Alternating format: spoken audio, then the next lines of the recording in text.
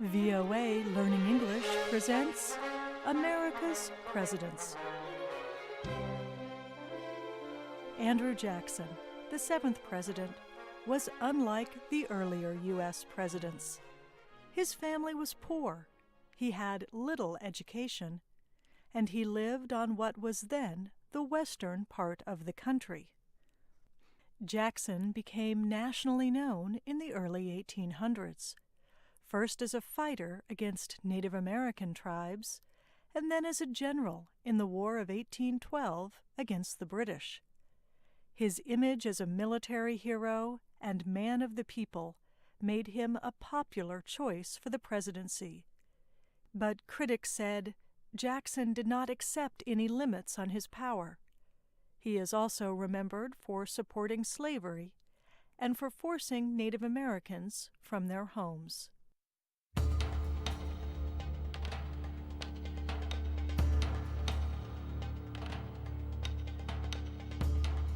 Andrew Jackson's parents were immigrants from Ireland. His father died in an accident before Andrew, the third and youngest son, was born. When the American colonies entered a war of independence, Andrew and his two brothers fought against the British, although Andrew was too young to be a regular soldier. Andrew's oldest brother soon died. Then Andrew and his other brother were both captured by British soldiers. One cut Andrew's face, leaving a scar that remained his entire life. But Andrew, unlike his brother, survived captivity. A short time later, Andrew's mother became sick and died. By age 15, Andrew Jackson had no living, immediate family. He had already stopped attending school, but taught himself enough to become a lawyer. He moved to what became Nashville, Tennessee, where he developed a successful law career.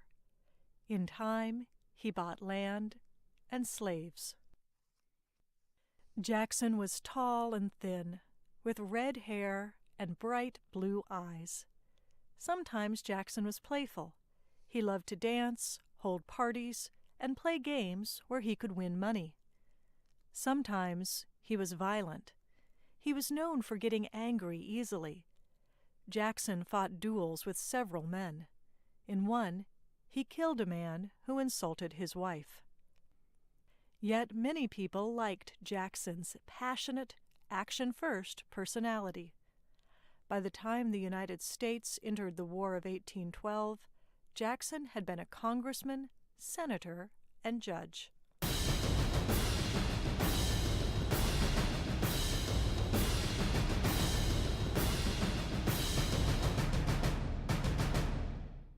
Jackson did not have any officially recognized military training, but during the War of 1812, he volunteered in the Tennessee militia and quickly took control of troops.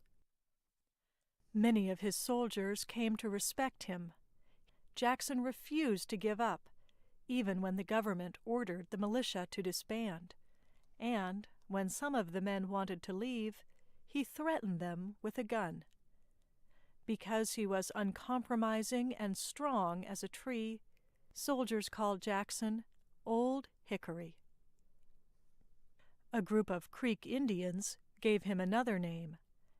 After he defeated them in battle, Jackson negotiated a treaty that punished both his Native American enemies and his Native American allies. The treaty was more severe than the U.S. government had asked. In time, it forced the Creeks, as well as several other tribes, off their land. The move was popular with many white settlers.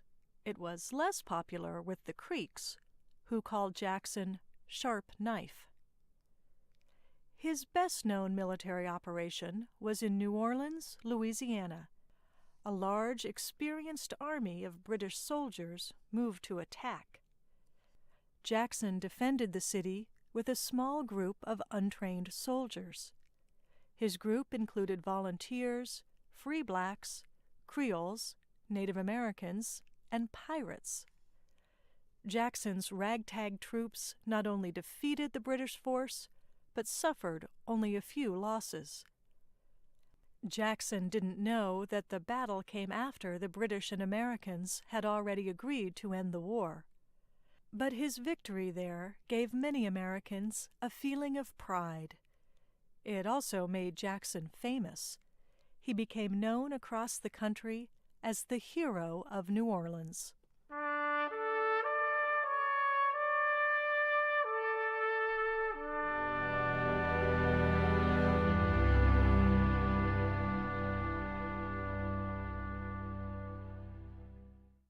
Voters across the country supported Jackson too. He was especially well-liked in the South and West. Many Americans saw him as a man of the people. They believed his success came from experience and hard work, not wealth and family connections. In the presidential election of 1824, Jackson received more popular and electoral votes than any of the other candidates. But because no candidate had a majority, lawmakers in the House of Representatives decided the election. Those lawmakers chose John Quincy Adams, the son of former President John Adams. They were persuaded, in part, because a leader in Congress, named Henry Clay, said Jackson did not have the temperament to be president. Immediately after Quincy Adams won, he appointed Clay Secretary of State. The appointment angered Jackson. He believed Adams and Clay had entered into a corrupt bargain. In the next presidential election 4 years later, Jackson defeated Quincy Adams in a landslide. And in the presidential election after that, he crushed Henry Clay.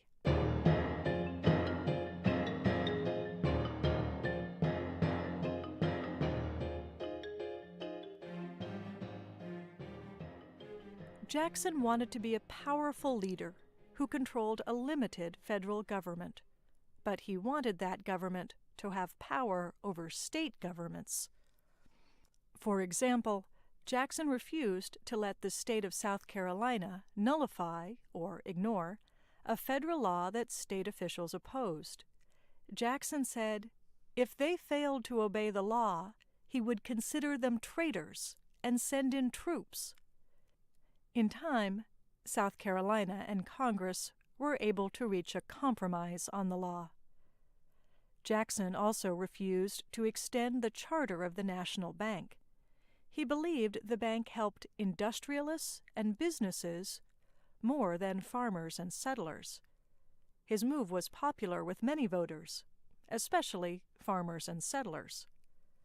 But Jackson's opponents warned against the bank veto. They disagreed with his economic plan, and they objected to how he had operated outside of Congress. Senators censured Jackson for acting as if he did not have to follow the law. Jackson's supporters fought back. They removed the official criticism from the Senate records.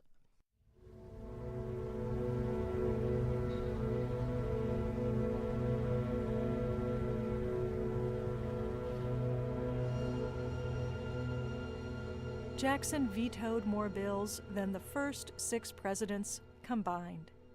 He actively worked for only one major law, the Indian Removal Act of 1830. Jackson believed Native Americans occupied land that should belong to white settlers. He also thought Native Americans would be destroyed or lose their culture to white people anyway. So he offered several tribes what appeared to be generous treaties to move onto land west of the Mississippi River. But the treaties were often unfair or illegal. The tribes who accepted rarely received the benefits Jackson promised them, and some tribes, such as the Cherokees, simply refused to go. Empowered by Jackson's Indian Removal Act, U.S. government officials eventually forced 15,000 Cherokees off their land. They were made to march over 1,600 kilometers. About 4,000 died on the march. It is remembered as the Trail of Tears. For white settlers, Jackson's Indian removal policies resulted in over 100,000 square kilometers of new land to farm. Thousands of cotton planters moved west with their enslaved workers. The Indian Removal Act served not only to aid an economic boom in cotton, but to spread slavery further in the United States. Jackson had no objections.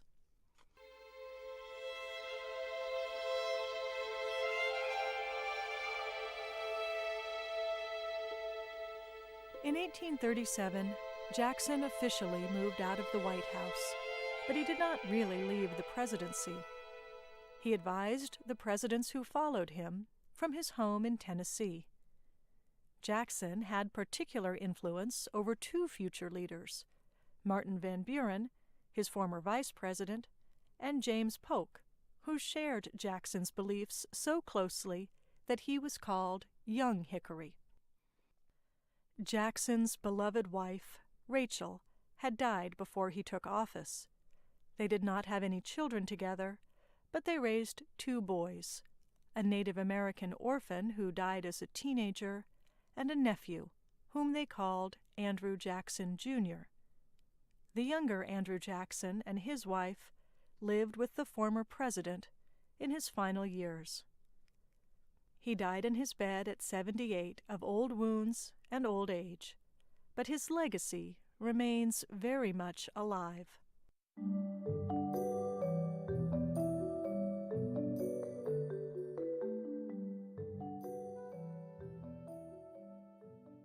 Jackson changed the U.S. presidency.